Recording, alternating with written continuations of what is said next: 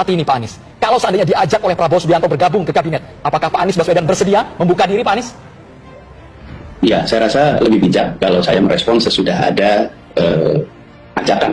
Kan tidak patut saya mengatakan ya atau tidak kepada ajakan aja. Tidak ada, belum ada. Jadi saya rasa kita hormati justru dengan tidak berspekulasi. Tapi kita hormati karena sekarang ini yang berada di dalam koalisi itu saja jumlahnya sudah amat banyak. Ya. Jadi kita tunggu, kita bukan ditunggu dalam artian mengharapkan, tapi kita hormati proses ketika nanti ada pembicaraan, karena baru pada saat itu saya akan menyampaikan respon. Jadi itu saya rasa etikanya begitu. Oke. Masih menunggu ada ajakan atau tidak? Tapi kalau misalnya nanti ada ajakan, apakah akan menerima itu, Pak Anies? Ya jangan berandai-andai, belum dengar gitu. Ya. Jadi saya sampaikan juga kepada semua bahwa saya tidak patut rasanya untuk memberikan jawaban atas pertanyaan yang bukan dari penanya gitu. Anies itu sudah 3 kali ditawarkan untuk masuk kabinet. Ngeri. Wallahu alam, tapi karena saya kan WA-WAan sama seseorang yang mendapatkan sumber dari lingkaran dekat Anies. Udah 3 kali ditawarkan. Bukannya unfortunately ya? Ya, tapi Aniesnya yang nggak mau. Nah, menurut saya, kenapa Anies nggak mau? Mungkin it is not the time, ya kan? Timingnya belum ada. Tapi kalau seandainya misal, ya kan, Gibran betul-betul di-impeach, dimakzulkan, mungkin dia mau masuk. Ya kan, sebuah kondisi yang barangkali dia jauh lebih nyaman. Karena begini, kalau secara politik kita sudah diametral berbeda, ya kan, lucu kan? Saya sendiri bayangkan yang bukan siapa-siapa, nggak mau saya masuk pemerintahan kalau ditawarin jadi apapun. Kalau masih di sana, kenapa? Karena saya menganggap bahwa proses yang kemarin itu kan nggak karu-karuan, ya kan, nggak konstitusional dan lain sebagainya. Saya makanya kalau ditanya mau nggak ikut kabinet, saya nggak jawab. Karena belum ada. Iya. Sekarang coba bayangin, saya jawab, saya mau atau saya nggak mau. Lah, yang menang akan bilang, emang tawarin? Malu ya. Oh iya sih. Siapa yang nawarin? Bener lagi. Siapa yang nawarin? GR betul. Mantap, banyak yang bilang Abah nih cerdas ya. Tapi saya bingung, Abah dipanggil Abah tuh gara-gara apa sih? Abah. Gara-gara apa ya? Apa ya? Memang anak-anak saya panggilnya Abah. Abah iya. Saya baru tahu kemarin dipanggil Abah. Jadi kok dipanggil Abah? Terus anak-anak tuh pada manggilnya Abah. Jadi waktu itu kalau tidak salah Tia, anak saya, dalam satu podcast ditanya, Tia kalau panggil Abah apa Abah? Tia si cantik itu. Anaknya cantik, Pak. Ya Allah, saya ngeliat anaknya cantik, Pak. Iya. Makasih. Nah, terus boleh nggak yang lain manggil Abah? Boleh, kata dia. Oh, jadi semua manggil Abah. Jadi begitulah. Jadi makanya saya bilang kalau itu boleh panggil Abah. Jadi saya kemana-mana, yang lucu nih. Ada kakek-kakek panggil saya, Abah apa kabar? Kebalik ya, dia lebih tua. Dia Abah gitu kan. Dia lebih tua. Jadi rupanya dia di rumahnya ngomongnya Abah, nggak nyebut nama Anies. Iya. Jadi ketika ketemu keluarnya itu. Itu awal mulanya ya dipanggil Abah ya. Tapi oke juga sih panggilan akrab, panggilan sayang gitu. Sekarang kita mau bahas ini, Pak, mengenai pertanyaan-pertanyaan netizen dan beberapa rumor dan isu yang ada di luar. Dengar-dengar ini isunya dari data yang masih belum pasti. Katanya untuk DKI 1 ya ada beberapa artis yang kayaknya ikut terjun untuk menjadi bagian dari itu sebagai wakil atau mungkin wakil kayaknya, Pak. Bapak udah dengar belum? Belum. Pak. Siapa tuh? Aduh, jangan saya sebut dong, Pak. Nanti saya salah. Karena ini kan baru isu ya. Seperti tadi dibilang Bapak sama Ahok kan baru isu. Karena mungkin orang berasumsi ketika Bapak sama Ahok itu akan wow banget gitu. Karena Bapak dengan kinerja Bapak, Ahok dengan kinerjanya kan mungkin kalau dijadikan satu pasang gitu kan cakep gitu ya. Tadinya kan berseberangan ya? gitu. Tapi kira-kira, saya mau ke situ dulu dong. Pak, kira-kira tidak ada baperan nggak nih, Pak? Maaf ya, saya menggunakan kata itu ketika Bapak sama Ahok kalau kemudian kedepannya bisa terjadi. Bukan soal terjadinya apa enggak. Kalau itunya kan saya belum putusin ya. Belum tapi putusin. soal antar kita dan lain-lain. Enggak lah. Kemarin aja selesai Pilpres sudah selesai. Hormati selesai. Jadi tidak ada yang namanya baper. Dan lain udah lewat lah.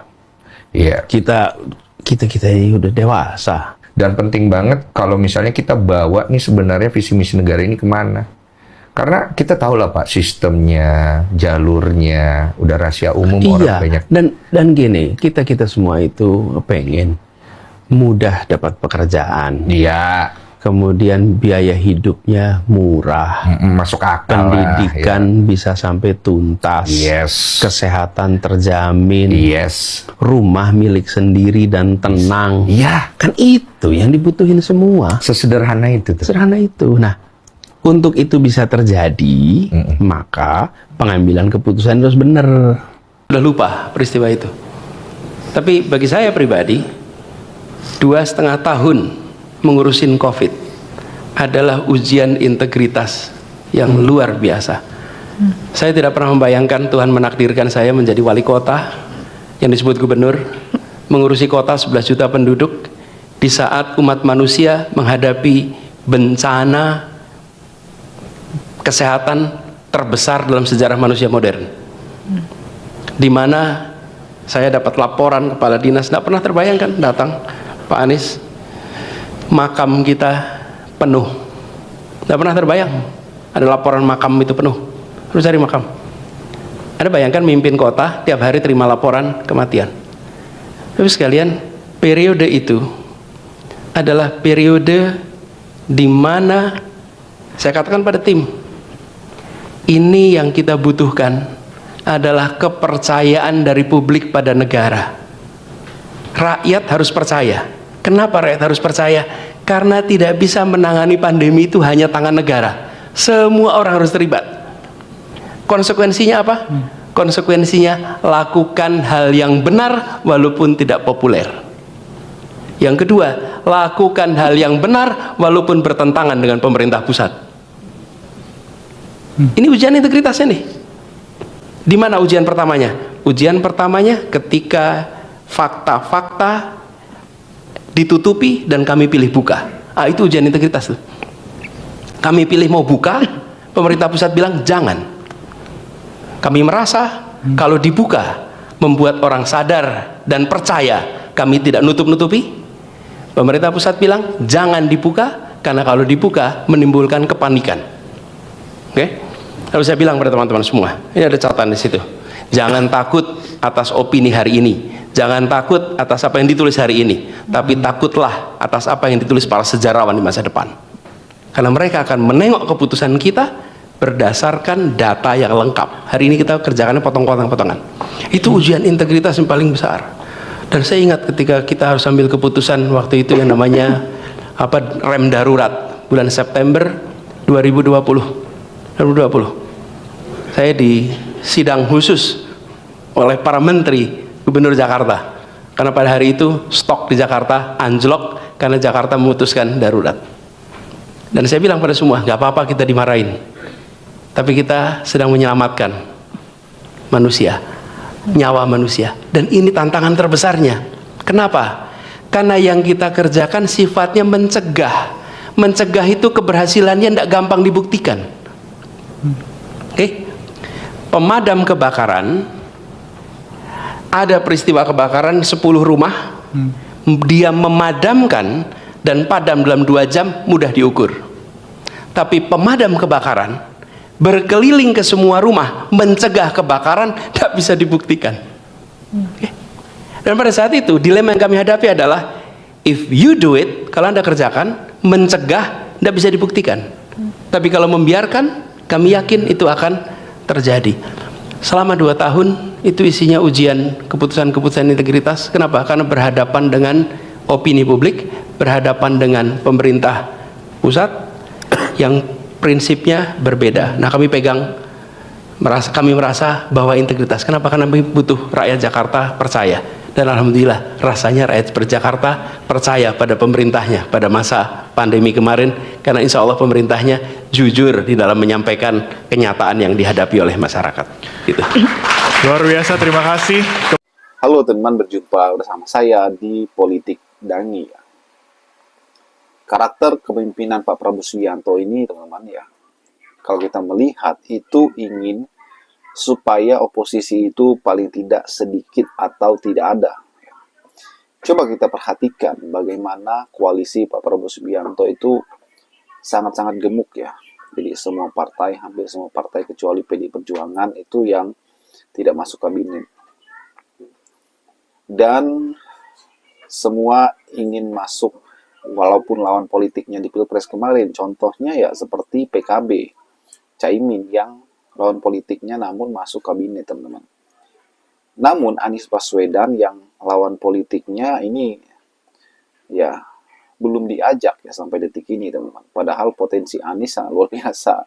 Apakah karena Anies memberikan nilai 11 dari 100 untuk Prabowo Subianto?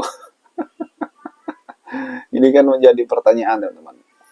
Dan saya yakin bahwa ketika Anies Baswedan menjadi seorang menteri, teman-teman, beliau itu betul-betul bekerja dengan baik ya. Dulu Pak Anies dipecat oleh Jokowi ya.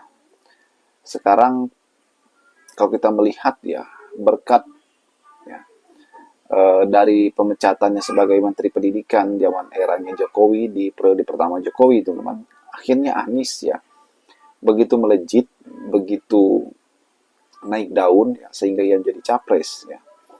Itu membuat simpati empati yang luar biasa dari masyarakat untuk Anies Baswedan, dan ini adalah sebuah strategi ya, politik yang sangat luar biasa, teman-teman. Jadi tidak heran kalau hari ini masyarakat itu menilai Anies itu adalah bisa jadi calon presiden 2029 dan akan menang ya kan, karena modal Anies sudah luar biasa nih.